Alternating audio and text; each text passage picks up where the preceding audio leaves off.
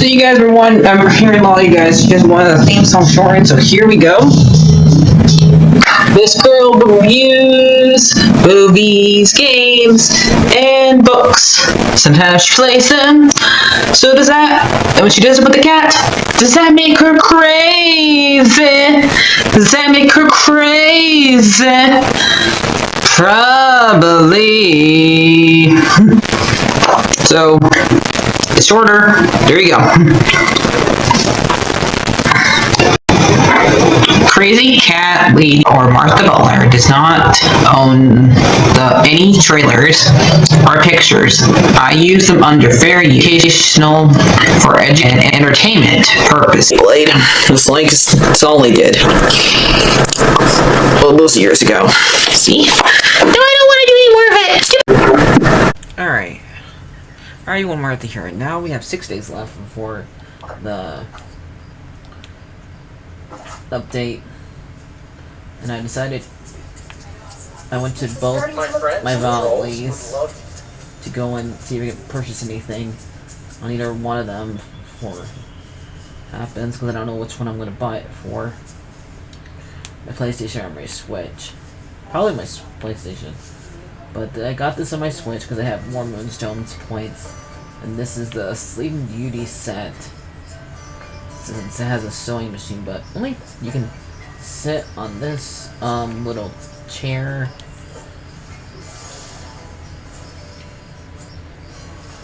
Place something on this little table and use this pillar as decoration, same thing as sewing thing. So, yep, that's it.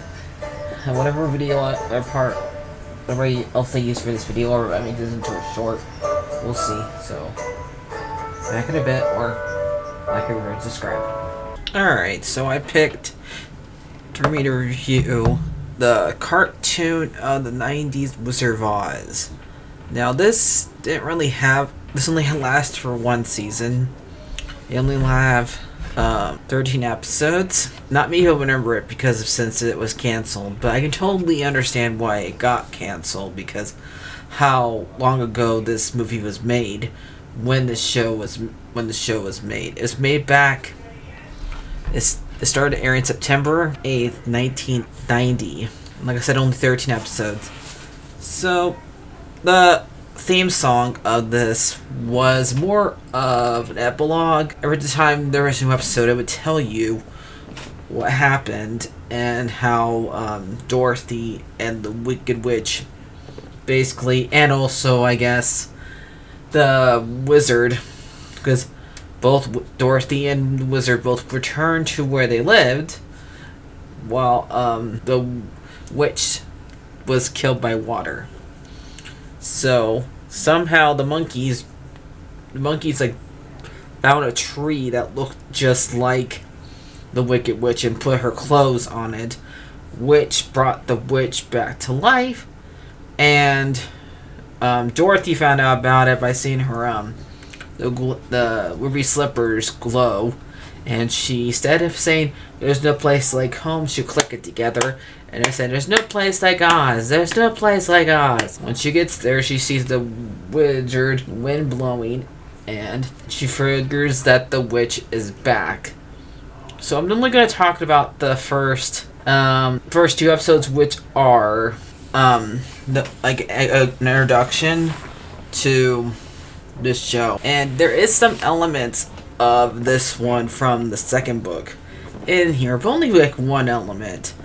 Because since, if you remember Return to Oz, all the most of the background characters would get turned into statues because of the Gnome King. So since the Gnome King's not here, they have the witch doing the same exact thing that the Gnome King did. Turn the people of the Emerald City into stone. But Emerald Stone. So that's what she did. And she took over the Emerald City and made it to where the wizard cannot return to help. Took the Scarecrow's diploma, the Tin Man's heart, and the Lion's medal. So basically, the symbol that makes them think that they have those things, but when they already had those things without those things. So, because in this episode, they do prove that the Scarecrow still has his brain, and the Tin Man still has his heart, and the Lion still has his courage. And we do see these voice actors do a really good job imitating the actors from the 1939 movie. So, I think mostly everybody does what they're supposed to do, how they sound pretty similar to who they are. There's a little bit of animation errors every now and then. Like, I did watch a little bit of the third episode while I was looking for pictures, and I noticed that there's one big error where the lion gets to moving while everybody else stays the same exact size. So the lion actually looks like a giant lion, while everybody else looks like normal size. And then all of a sudden, the Tin Man and the Scarecrow appear right in front of them. So that part was pretty funny to watch. Like, okay, how did that person who animated that not get yelled at or tell them do that again? But okay, and do it right this time. But whatever. Surprised that made it to air. And so mostly the Scarecrow comes the idea to make one of the Munchkin's hearts into a flying cart. And they have to go to the Nutcracker land, which I'm not sure if that is part of one of the lands that we go to the book, because there's in one of those other books, because there's like at least 13 books or 14 that Frank Allen Baum made after the Wizard of Oz, not counting the ones that other authors were made. So who knows? There could be a land that has to do with nutcrackers. Okay, so I did read the ones that he wrote, but that was a while back. I don't remember all the lands that he did. But you want to comment down below, let me know that if the Nutcracker was one of the lands from one of his books or one from the other authors. Let me know. And they have to help save them, because the Nutcrackers were giving the wizard some air to it so he can continue flying. Because as long as he stays in the balloon, the Wicked Witch cannot harm him. That's what Glenda allowed to happen to him, to protect him. So when the witch finds out by the crystal ball, which she can only use once every single episode apparently, and she uses it to find out that Dorothy's going to the Nutcracker's world, and so she has her and the monkeys, which in the book the monkeys don't really stay with her, don't stay loyal to her. They come basically Dorothy's taxis. Basically like a genie. Dorothy only used them like 3 different times, and that's what happens. And after that, we never see them again. And then later on in this episode, we have the guys with the green face. The Tin Man becomes their king in the book, so I could totally understand them wanting to use this, because they were trying to make this look as authentic to the 1939 movie, and even though it's not exactly how it happens in the book, but it's totally understandable that they're probably scared of the witch being mean to them, or if they don't obey her. So yeah, and they end up taking over the city, and they took Toto because Toto bites one that's kind of the head monkey that's fat and eats a lot.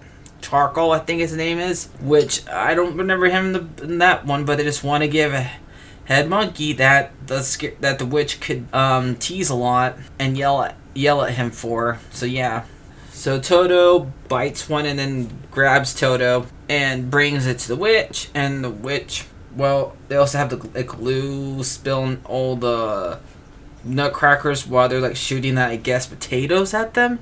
and at the lion, they make them stick and not able to fight back. And then they grab the Scarecrow and tear him apart again. For a while, like, I was wondering, because Torkoal took the one of the Scarecrow's arms, and it disappeared for a little bit. So there's another animation error, because I guess they didn't want to have him holding Toto in the hand at the arm at the same exact time. And all of a sudden, it appears on the ground again. Could we at least see him drop it? But okay. Then they get back on the cart after they use air to melt the glue for the Nutcracker, and well, the lion breaks the glue eventually, and making and then the wizard ends up going to blowing, like, it's blown by the mean air again, until he ends up to a bunch of two elderly people who are named Hansel and Gretel, who are yodelers. So was it supposed to be a reference to Hansel and Gretel, which had nothing to do with Wizard of Oz, but whatever. And he has to stay there until the wind goes away. And he also gave Dorothy a key to a back door of the land. They think it's like the front door gate, but with the Tin Man axes it and alerts the green guys and the monkeys, and they capture the lion and take it to the witch.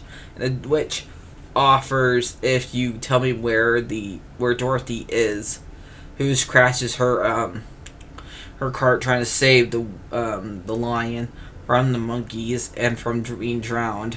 He says, "No, I will not give up my courage." So there it is. Basically, the Tin Man is does also, like, sacrifice himself for a little bit to ask the monkeys and the green guys so they can get away.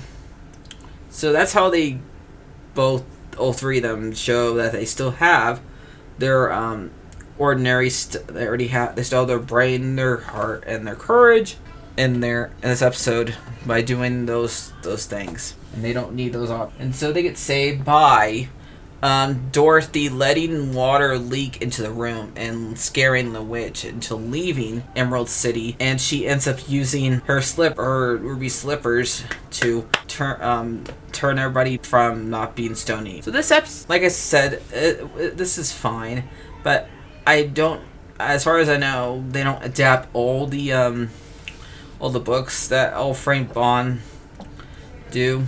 If they do, they just do, like, little little bits of it, but not very much. So let's find out who made this show, and that is Nora Lim by number. I won't be able to pronounce all these ones right or find pictures of all of them. Laura So and Edward Allen North. Developed by Doug Molster and by Ellen Lester, Cliff Ruby, Doug. I already named that one, okay. And the voice actors here are Charles Adder, Pat Franken, Liz George Davis, Morris Tresk McNeil, Alan Oppenheimer, Han Ryan, B.H. Waste, and Frank Welker. Composer by Tom Larsall. So that's all of them. That's everything I can think of. So I'll see you guys later. I don't know if I'm gonna do more Wizard of Oz stuff, but if I do more things Wizard of Oz related, it'll probably be the next one. I'll probably cover, as long as it's 4HD Wick, which I don't know when I'm gonna see that. Probably be Tin Man. That was a sci-fi movie. So see you guys in a bit, because tomorrow I'm gonna watch part 2 of Cobra Kai season 6. So bye bye.